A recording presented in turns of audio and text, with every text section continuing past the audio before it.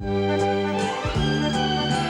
a quitté son village et ses parents et ses amis pour suivre les oies sauvages au-dessus de son pays. Mille seuls garçons, qu'est-ce que tu vois de là-haut? Mille seuls garçons, dis-moi si le monde est beau pour t'en aller en voyage, toujours plus loin là-bas. Tu as choisi les nuages, emmène-nous avec toi.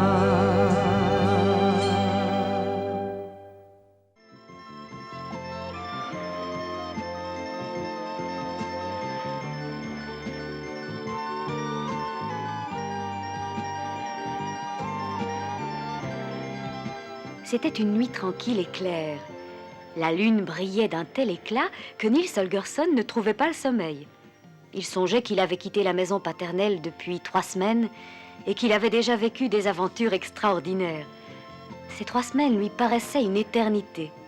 Déjà 3 semaines.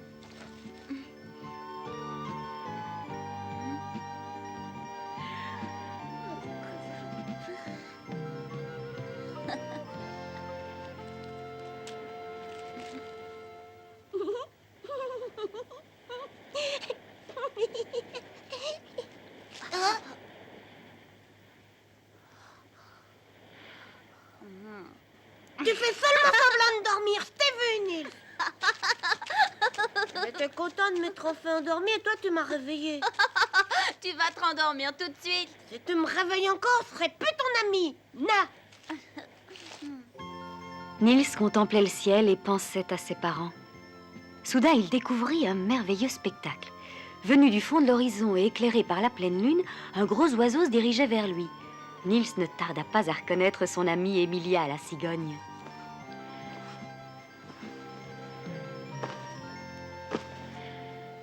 La nuit est bien trop claire pour dormir.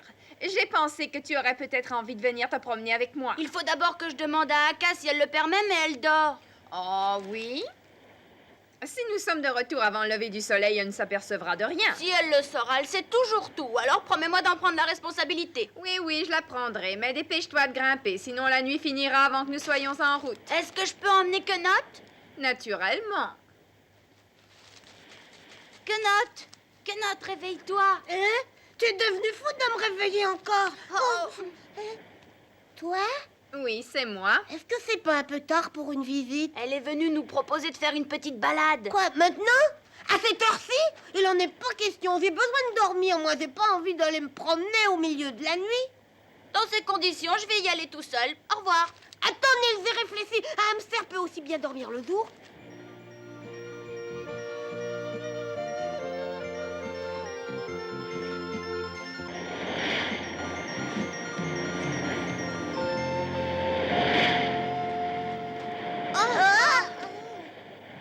Où sommes-nous? Nous avons traversé la mer Baltique. Nous sommes arrivés dans un autre pays qu'on appelle l'Allemagne. Pendant que je me repose, tu peux faire quelques pas sur la plage, mais ne t'éloigne pas.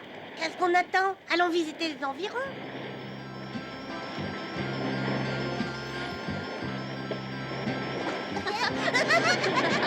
Ah, c'est amusant! Oh.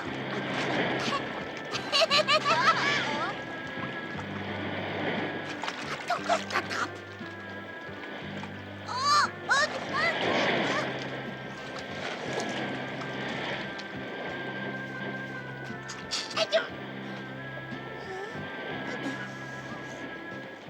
que c'est un fantôme qui a craché comme ça?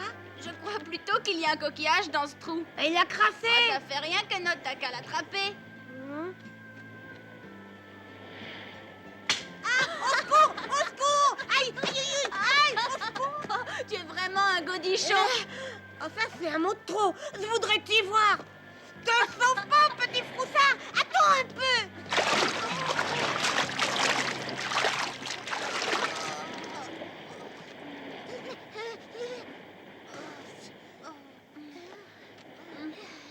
d'un petit bonhomme. Ah oui, oh. Qu'est-ce que c'est? Viens m'aider à tirer. Oh. C'est une vieille pièce de monnaie, en tout cas, ça en a l'air. On dit qu'une pièce de monnaie n'est jamais seule, c'est peut-être un trésor. Je ne le crois pas, quelqu'un a dû perdre cette pièce, c'est tout. Et qu'est-ce qu'on ferait d'un trésor? Ce serait trop lourd pour nous. En plus, elle est rouillée. Tu vas quand même pas la laisser sur le sable. Mais si, je ne peux rien en faire, je suis même incapable de la porter. Et pourtant, c'est toi qui as dit hier si j'avais des sous. Si j'avais des sous, si je n'étais pas aussi petit, si je n'étais pas ici, j'irais m'acheter quelque chose à manger. Ah oui.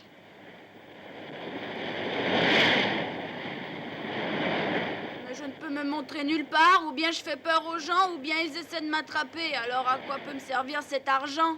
Que pouvons-nous faire avec de l'argent? C'est quand même dommage quand on pense à toutes les carottes qu'on pourrait acheter. Oh,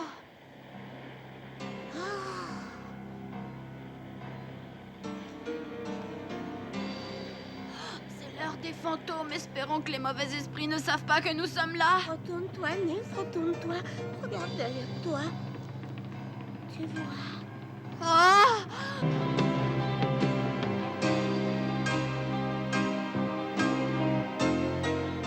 Quenotte, dis-moi vite que je suis en train de rêver.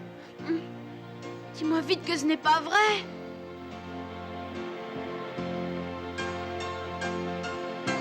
C'est une ville que je vois. C'est exactement ce que je vois aussi.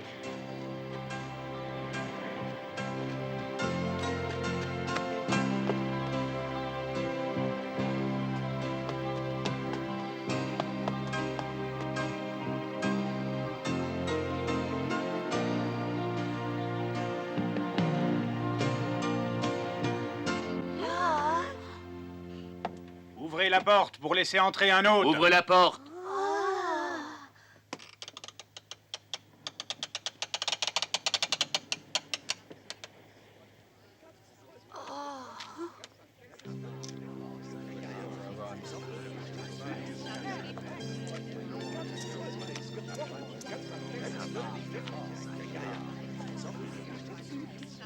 Je vous en prie, entrez. Nous sommes heureux de vous recevoir. Voilà un accueil charmant, tu trouves pas? Je ne sais pas. Et si c'était un piège? Ça me semble plutôt inquiétant. Entrons quand même, il y a peut-être à manger. Oui.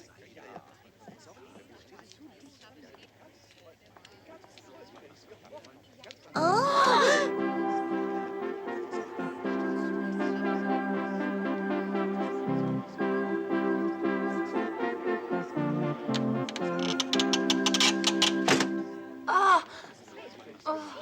Un visiteur.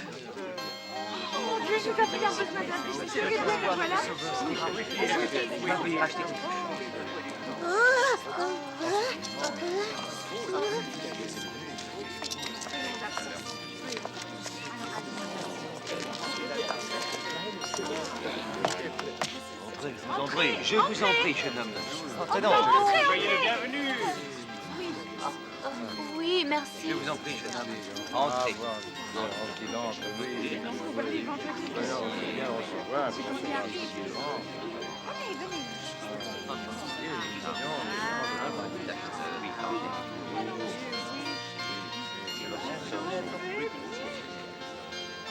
Laissez-moi passer.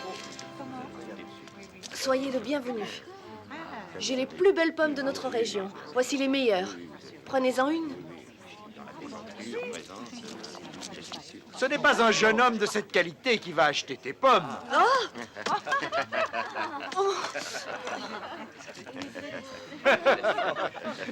Diamant, chaîne d'or, ou peut-être les deux. Mais si cela ne suffit pas à votre seigneurie, j'ai beaucoup d'autres pièces de valeur dans ma boutique. Que pensez-vous de cette merveilleuse cassette à bijoux en cuir? Peut-être préférez-vous ces merveilleuses chaussures cousues main, du plus beau cuir. Je n'ai pas d'argent. Si cela ne plaît pas à votre seigneurie, je peux aller chercher d'autres merveilleuses choses dans ma boutique. Que votre seigneurie m'excuse. Voici la plus belle pièce qu'on peut trouver dans ma boutique. De l'or massif, de l'or pur. Regardez vous-même, je suis le seul à pouvoir vous offrir une telle pièce. L'or massif? Mais comment ferais-je pour porter ce chandelier? Il est bien trop grand. Comment? Monsieur n'est pas encore satisfait. Monsieur est un client difficile. S'il en est ainsi, je vais aller chercher d'autres pièces de valeur. Votre Seigneurie me fera-t-elle la grâce d'examiner ce merveilleux manteau? Si votre Seigneurie achète les somptueuses chaussures, je lui offrirai ce manteau comme cadeau. Votre Seigneurie refuse une telle occasion? Oui, hélas. Il a refusé. Oh non! Quel chagrin, quelle misère nous apporte votre Seigneurie, s'en rend-elle compte? Qu'elle achète au moins cette pomme, achetez n'importe quoi, mais achetez! Oui, il faudrait qu'il achète, oui. Non, c'est pas possible, il va partir sans acheter.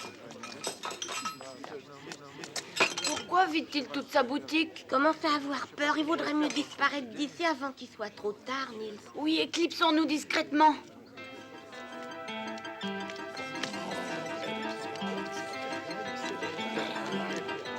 Ah! Pourquoi monsieur s'en va-t-il? Examinez ces gobelets. Ils ont été dessinés par un véritable orfèvre et coulés en or massif. C'est une occasion! Oh! Oh!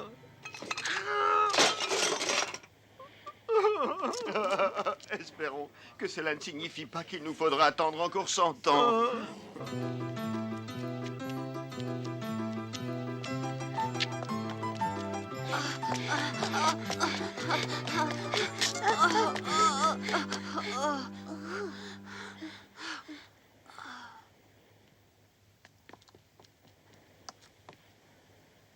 Oh, quel dommage. J'aurais bien besoin d'une nouvelle paire de sabots. Ça, oui. Recevoir des clients de si bon matin, c'est un grand honneur. Pourriez-vous me faire de tout petits sabots? Les miens sont malheureusement troués. Je peux tailler des sabots de n'importe quelle grandeur. J'ai hérité de l'habileté de mon père qui était lui aussi Je sabotier. les veux tout petits. Vous devez me faire confiance, jeune homme.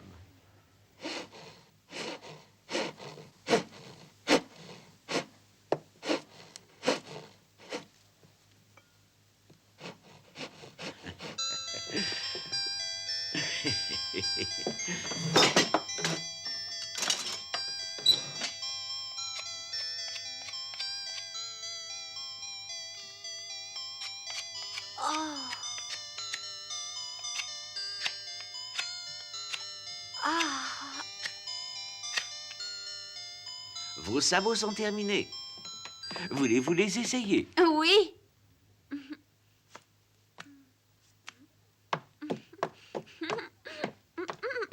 Vous vont-ils bien? Ils sont épatants. Il a fait un achat. Il a fait un Sauvé. Il ne voulait pas d'heure. Et maintenant, vous payez. Un sou, une simple pièce de cuivre suffira. C'est vraiment pas cher, merci. J'ai toujours été le meilleur et le moins cher de la ville. Mes clients n'ont pas à se plaindre de moi. Oh, Qu'est-ce qu'il y a? Peux-tu me dire ce que tu es en train de chercher? où est passée la pièce d'or que m'a donnée le Oh. lutin? Oh, Nils. Tu es vraiment distrait. Il l'a reprise quand il t'a réduit en marmouset. Tu es bien certain de ça? Oui. Alors, vas-tu te décider à me payer? Hélas, je ne peux pas. J'aurais donc travaillé pour rien. Désolée, mais je le crois bien. Cela signifie-t-il que tu n'as même Mais- pas un petit sou de cuivre pour moi? Cela signifie-t-il que tu as commandé des sabots sans avoir d'argent? Ben oui, j'ai oublié mes sous à la maison. Attends un peu. Fouille dans tes poches jusqu'à ce que tu trouves quelque chose. Regarde dans tes doublures. Retourne tes poches.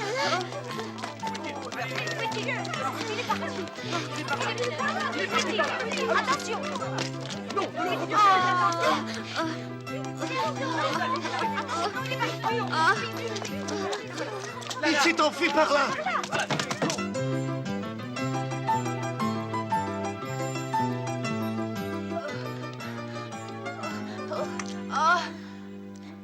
Je ne peux plus avancer d'un pas. Voilà ce qui arrive quand on cherche à rouler quelqu'un. L'histoire de la pièce d'or, c'était un mensonge. Mhm. Si le lutin ne l'avait pas pris, je l'aurais encore. Faut qu'il ait le dernier mot. Est-ce que tu sais pourquoi ils tenaient tant à nous vendre quelque chose? Ils auraient pourtant bien dû voir que nous étions pauvres. Ils ont espéré sauver notre ville, c'est tout. Oh oui.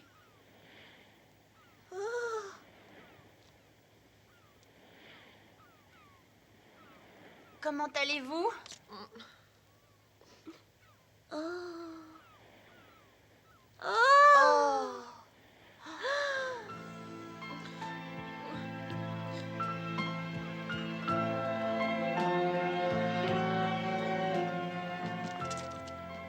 C'est la ville de Vineta. Elle était autrefois immensément riche et belle. Aucune autre ville au monde ne lui était comparable.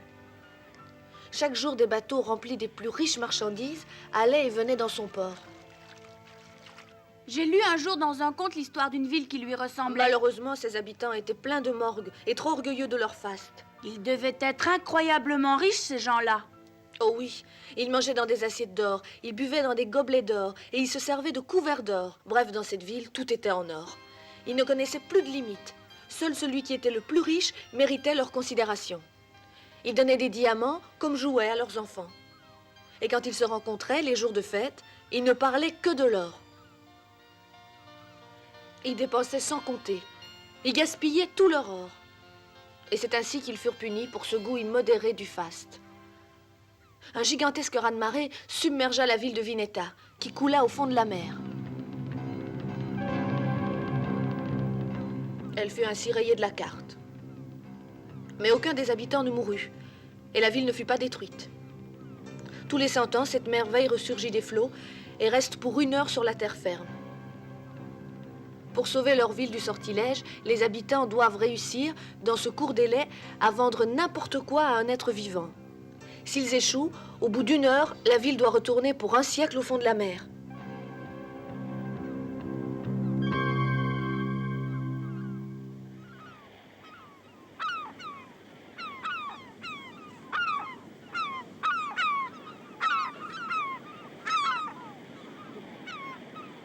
Je comprends tout. S'ils vendent quelque chose, la ville reste sur la terre ferme. C'est pour ça qu'Emilia nous a emmenés ici. La vieille pièce. Hein? J'ai vu tout à l'heure sur la plage une vieille pièce. Que note, il faudra absolument aller la chercher à l'endroit où je l'ai laissée. Je ne me souviens plus où et peut-être que la mer l'a emportée beaucoup plus loin. Ah, je te l'avais bien dit. Je t'avais dit de garder la pièce, mais t'as pas voulu. Oui, c'est vrai. Je vais vous aider.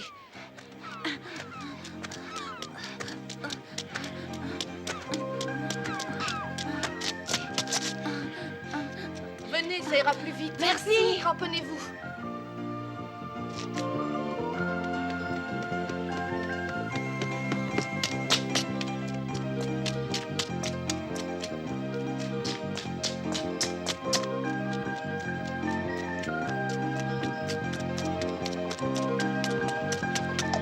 Excusez-moi. Maintenant, fais vite. Tu ne viens pas avec nous? Non, c'est impossible. Nous n'avons pas le droit de quitter la ville. Dépêchez-vous.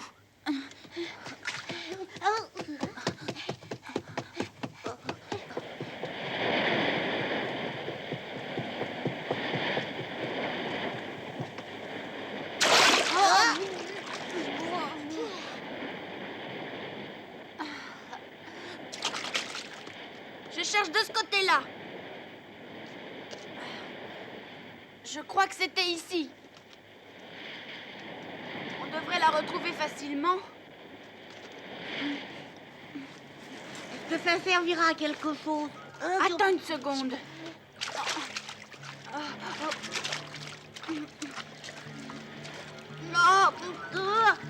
On va se mouiller. Oh!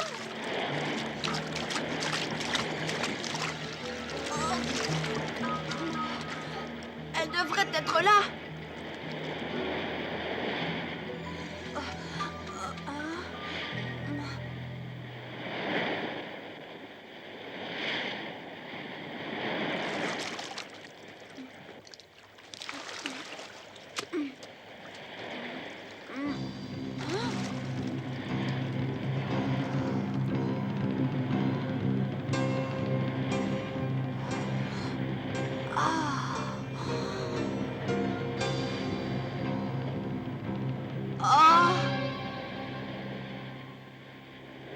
Je l'ai retrouvée. Viens vite m'aider à la tirer. Oh, il faut toujours tout faire soi-même. Personne ne vous C'est aide. trop tard, que note, il n'y a plus de Vineta. Quoi? Comment? Pourquoi? Oh!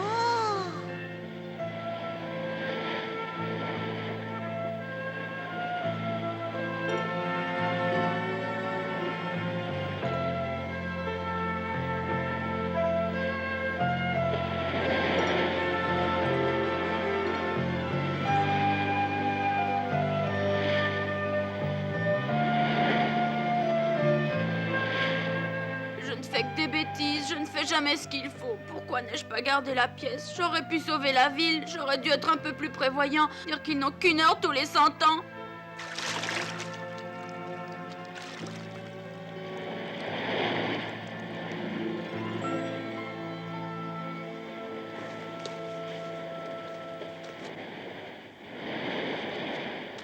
Si vous voulez être de retour chez les oies avant le lever du soleil, il serait temps que nous repartions.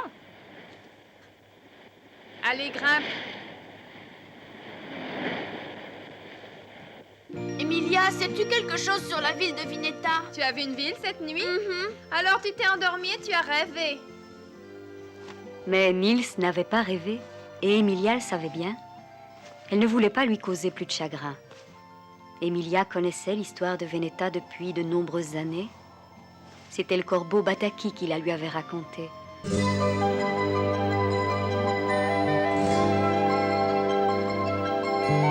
Tu es si petit, c'est si grand le monde, alors reste auprès de moi. Tu verras un jour que la terre est ronde, ce soir reste entre mes bras. Rêve d'aventure à la télé et lit de bandes dessinées. Car le jour où tu voudras partir, je ne pourrai te retenir, je me cacherai pour pleurer. Tu es si petit, c'est si grand le monde.